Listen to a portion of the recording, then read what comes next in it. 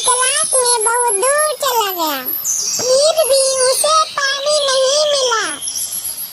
छोटे छोटे जानवर भी पानी के बिना तड़प रहे थे।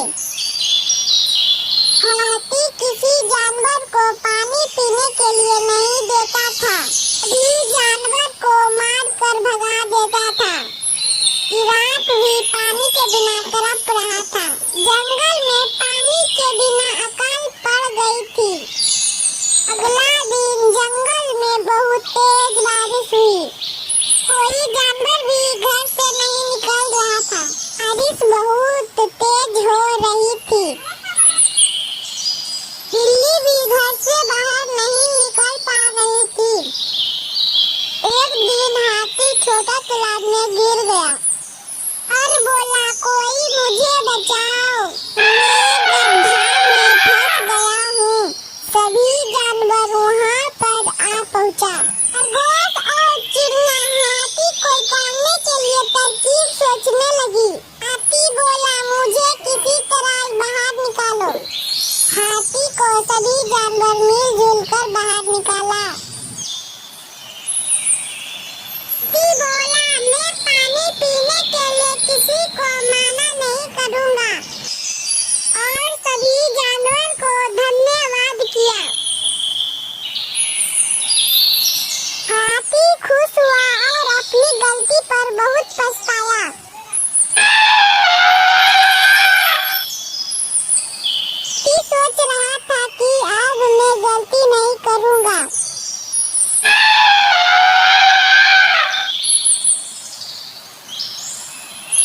एक दिन चिड़िया को बहुत जोर से भूख लगी थी।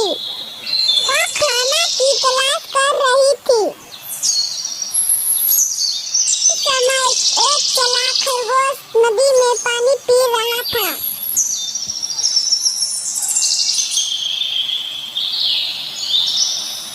पानी पीकर वह जंगल से लौट रहे थे। वह पानी पीकर बहुत खुश था।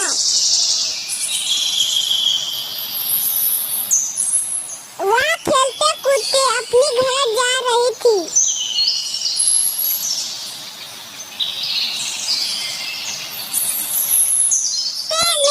उसे एक प्यारी सी चिड़िया को देखा। बोला, तुम उदास क्यों बैठे हो? चिड़िया बोली, मुझे बहुत जोर से भूख लगी है, मुझे कहीं से खाना लाकर दे दो। खरगोश बोला, ठीक है, मैं जा रहा हूँ खाना लाने के लिए।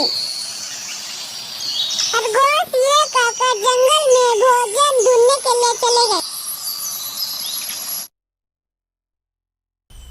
खरगोश बोला, किसके पास मैं भोजन लाने के लिए जाऊं? उसी समय उसे हाथी का सहायता आई। हाथी का घर पास में ही था। खरगोश चलते चलते हाथी के पास जा पहुंचा और बोला, कुछ मुझे खाना दे दो, मेरा दोस्त चिड़िया बहुत जोर से भूखी है। हाथी बोला, मैं तुझे कुछ फल देता हूँ। खरगोश फल लेकर जंगल की ओर निकल पड़े। खरगोश बिना रुके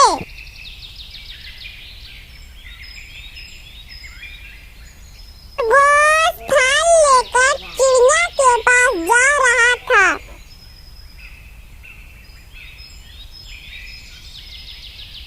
चलते चलते अब चिड़िया के पास आ पहुंचा और फल खाने के लिए दिया।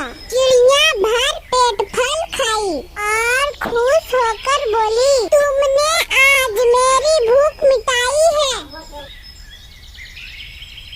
फिर चिड़िया नदी किनारे पानी पीने के लिए चली गई। खरगोश चिड़िया को भोजन देकर अपने घर लौट गए।